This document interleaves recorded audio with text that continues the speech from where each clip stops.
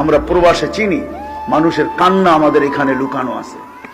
প্রবাস বড় শান্তির জিনিস না, বড় কষ্টের জিনিস যে প্রবাসে ছিল। কবির কথাই সত্য। হায় হায়, ঈদের দিন যখন আসে तो प्रवासी बोलते थे ईद के दिन सब मिलेंगे अपने अपने यार से, मैं मिलूंगा दर्द गम की पत्थरी दीवार से।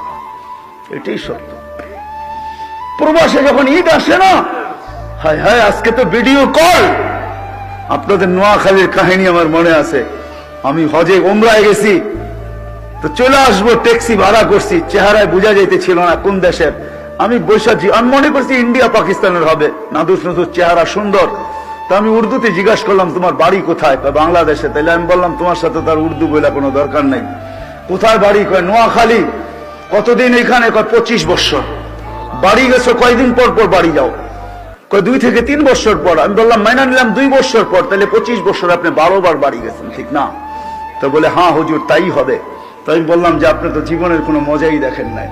বছরে 25 বছরে 12 বার বাড়ি গেছেন। 2 মাস থেকে 3 মাস ছিলেন, 36 মাস। 3 বছর আপনি বাড়িতে ছিলেন, 23 বছরই আপনি বাহিরে আছেন। লাইফের তো কোনো মজা আপনি বোঝেন নাই। হয় হয় আমি জানি না আমার কথার ভিতরে যে বিষ মাখানো ছিল। সে হ্যান্ডে গাড়ি চালানো ছেড়া দিয়া সাইড করে চোখের পানি ছেড়া দিছে। হুজুর আপনি বোঝেন, আমার পরিবার পরিজন বোঝে না। আমার মেয়ে আজকে আমাকে ফোন করছে, তার নাকি ক্যালকুলেটর লাগবে, সায়েন্টিফিক ক্যালকুলেটর লাগবে। একটা ক্যালকুলেটর বাহির হয়েছে সায়েন্টিফিক, তার লাগবে। আমি ট্যাক্সি চালাই, সকালবেলা বাহির হই, বিকালে ফিরি, পোশাকটা আমার নিজের হাতে ধুইতে হয়। কখনো আমি এমনও ক্লান্ত হই যে ফ্রিজের ওই ঠান্ডা খাবার খাইয়েই ঘুমায়া পড়ি। হায় হায় হায়।